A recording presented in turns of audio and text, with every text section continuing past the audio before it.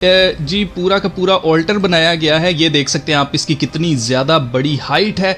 यहाँ पर लाल बच्चिया को लाकर तो कुर्बान किया जाएगा और उसके बाद फिर क्या किया जाएगा, उसकी राख बनाई जाएगी और ये सब कुछ माउंट ओलिव्स के ऊपर किया जा रहा है और ये बड़ी ही निगहदाश्त के अंदर। अस्सलामुअलैकुम वरहमतुल्लाहि वबरकातुहू जमीअन। क्या इस साल यहूदियों की ईद जो इसी महीने में है, अप्रैल के आखिरी 8 दिन, जिसमें ये उस दिन को याद करते हैं जब हज़रत मूसा अलैहिस्सलाम ने इनको फ़िरौन से आज़ाद किया था। तो सुनने में ये आ रहा है कि इसी महीने वो अपनी ईद के दरमियान लाल बच्चिया की कुर्बानी करने वाले हैं, जिसके बाद थर्ड टेम्पल की नींव रखी जाएगी। क्या ये बात सच है? क्या उसकी कुर्बानी इसी महीने दी जाएगी या ऐसा कुछ है ही नहीं? तो चलें जानने की कोशिश करते हैं। याद रहे, इनको ऐसी लाल बच्चिया चाहिए जो नेचुरल हो और हर एक उसका बाल लाल हो, सेहतमंद हो, वगैरह वगैरह, जिस तरह की बच्चिया बाइबल में डिस्क्राइब करी गई है। और ये कई सालों से कोशिश में है कि किसी भी तरह उनको वो बच्चिया मिल जाए। अभी इस वक्त 5 लाल बच्चियां इनके पास मौजूद हैं और वेडनेसडे को इन्हीं बच्चियों के ऊपर एक कॉन्फ्रेंस भी रखी गई जो 3 घंटे की थी, जिसमें हमको लाल बच्चियों को दिखाया गया। ये तकरीबन 5 बच्चियां हैं जो अभी प्रोसेस पर चल रही हैं। कुछ में कमियां दिख रही हैं और कुछ को अभी भी चेक किया जा रहा है और ये हर दिन उसको चेक करते हैं। और ये मेरे वर्ड्स नहीं है बल्कि रैबाई इसहाक रूवेन, जो कि टेम्पल इंस्टीट्यूट के रैबाई हैं और टेम्पल इंस्टीट्यूट ही जो है इन बच्चियों का पालन पोषण कर रहा है। तो इन्होंने यही चीज बताई। Just under 2 years ago,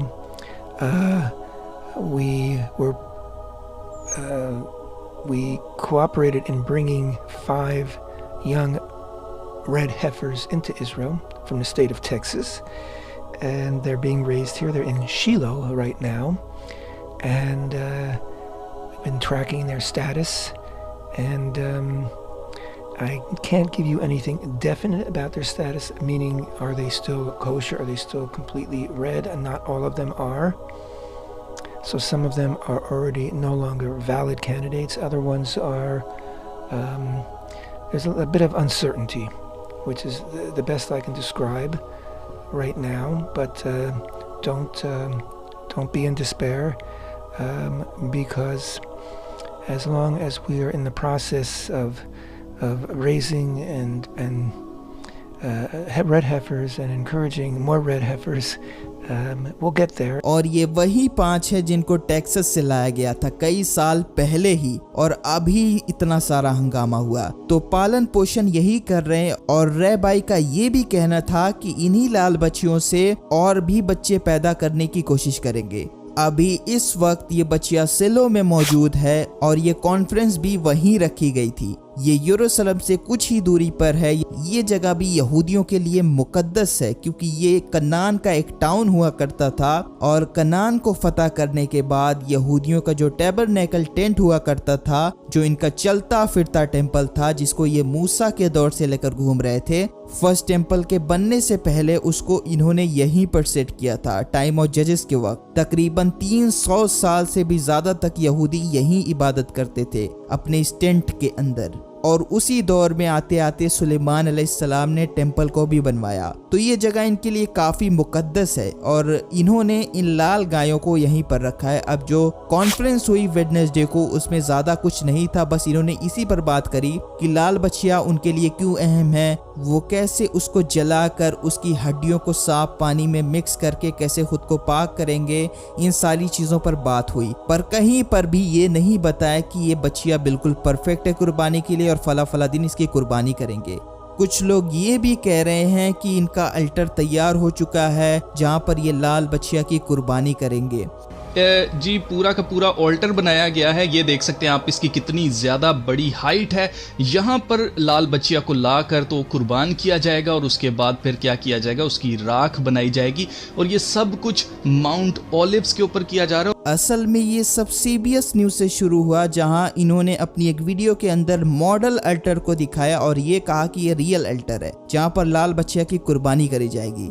Israel के एक न्यूज चैनल ने इसका रिप्लाई भी किया कि ये झूठी खबर है। वीडियो में अल्टर जो दिखाया गया ये बस एक मॉडल है, रियल अल्टर को पत्थरों से बनाया जाएगा। और ये बात समझ में भी आती है क्योंकि पहले के दौर में भी अल्टर पत्थरों से ही बनाया गया था। ये जो मॉडल दिखाया जा रहा है ये यूरिको में मौजूद है। इसको एजुकेशनल पर्पस के तौर पर इस्तेमाल किया जाता है। ये पिक्चर आप जो देख रहे हो ये इसी की है 2020 की, जब इसको बनाया गया था। और आप देख सकते हो कि असल में कोहेन लोगों को प्रैक्टिस करने के लिए बनाया गया है, यानी कि जब रियल टेम्पल बने तो ये कोहेन प्रीस्ट उसके लिए पहले से तैयार हों। अब इतनी तबाही क्यों मची हुई है इंटरनेट पर, तो रीजन यही है कि पास ओवर यहूदियों की ईद आ रही है और हर साल इस कोशिश में ये लोग रहते हैं किसी भी तरह वो पास ओवर के टाइम लाल बछिया की कुर्बानी करें। इन महीने उनका एक पूरा चैप्टर इसी पर चलता है ताकि उस रस्म को ये भूल ना जाए। जैसे मुसलमानों में कोई मुसलमानों की ईद आती है तो फजीलत हम उसकी बयान करते हैं कि क्यों कुर्बानी करी जाती, इससे क्या फायदा वगैरह वगैरह।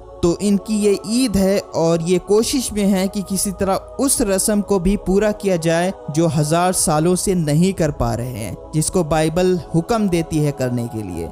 खैर, तो आप यहाँ भी देख सकते हो कि ये टेम्पल इंस्टीट्यूट का फेसबुक पेज है। इस पर इन्होंने एक पोस्ट करी है जो 9 घंटे पहले की है, जहाँ पर लिखा है कि इस सैबत में फसा की तैयारी के हिस्से के रूप में हम प्रसाद पारा पढ़ते हैं, लाल बछिया की राख के बारे में जो है, जिसकी प्योर करने वाली ताकत हमें पाक टेम्पल के अंदर जाने के काबिल बनाती है। टेम्पल इंस्टीट्यूट ने लाल बछिया के पालन पोषण को आगे बढ़ाने और पाक करने वाली राख की तैयारी के लिए अपनी पूरी कोशिश में है। तो इससे भी पता चलता है कि अभी भी वो कोशिश कर रहे हैं, उनको वो चीज़ नहीं मिली जो उन्हें चाहिए थी। बट आप सबको पता है कि जो ज़ायनिस्ट हैं वो तो कुछ भी कर सकते हैं, भले ही चीज़ें पूरी ना हो, क्योंकि उनका तो बिलीफ कहाँ गॉड पर है। अगर टेम्पल बन गया तो सारा इलाका इनका हो जाएगा, तो ये उस बछिया की कुर्बानी कर सकते हैं जो कि पूरी बाइबल की प्रोफेसी पर नहीं उतरती। ये लोग कुछ भी कर सकते हैं। कितने लोग ये भी मानते हैं कि यहूदी लोगों को लाल बछिया मिल गई है पर वो छिपा रहे हैं, पर इसका इल्म तो अल्लाह को बेहतर है। कितने लोग तो फालतू में ही दज्जाल ईद को आने वाला है, 10 अप्रैल को जिस दिन मुसलमानों की ईद होगी उस दिन लाल बछिया की कुर्बानी होगी, फला फला, इंटरनेट पर यही सारी फालतू चीजें वायरल कर रही हैं। तो ऐसा कुछ भी नहीं है। यही रीजन है कि मैं सोशल मीडिया पर ज्यादा एक्टिव नहीं रहता, क्योंकि इन प्लेटफॉर्म पर 70% जो वीडियोस होती हैं वो बिना सर पैर की होती हैं, सिर्फ व्यूज पाने की निंजा टेक्निक। सबसे ज्यादा खतरा तो ये रील्स वालों से है, ये भी एक फितना ही है। मुझे भी लगा था ऐसा ही सीन है, पर रिसर्च करने के बाद पता चला तो ऐसा कुछ है ही नहीं। तो किसी चीज पर भरोसा करने से पहले उसका सोर्स देख लें कि वो सही है या नहीं, क्योंकि अल्लाह खुद फरमाता है, ए मुसलमानों, अगर तुम्हें कोई फासी खबर दे तो तुम उसको अच्छी तरह तहकीक कर लिया करो। ऐसा ना हो कि नादानी में किसी कौम को तकलीफ या नुकसान पहुंचा दो और फिर अपने किए पर शर्मिंदगी उठाओ। खैर, कोई भी अपडेट अगर आगे होती है तो मैं आपको ज़रूर बताऊंगा, क्योंकि ये चीज़ भी अभी प्रोसेस पर चल रही है। अभी वो उस बच्चिया को चेक ही कर रहे हैं, आगे क्या होता है अल्लाह मालिक। सो अल्लाह ताला हम सबको दज्जाली फितने से महफूज रखे, अल्लाह ताला हम सबको सही रास्ते पर चलाए, आमीन। जज़ाकल्लाहु खैर। उम्मीद है कि आपको वीडियो पसंद आई होगी। वीडियो पसंद आई तो वीडियो को लाइक करें, शेयर करें, और चैनल को अगर आपने अब तक सब्सक्राइब नहीं किया तो सब्सक्राइब कर लें। इंशाअल्लाह ताला मैं आपसे मिलूंगा फिर एक नई वीडियो में। अपना और बड़ों का ख्याल रखें। अल्लाह हाफिज़।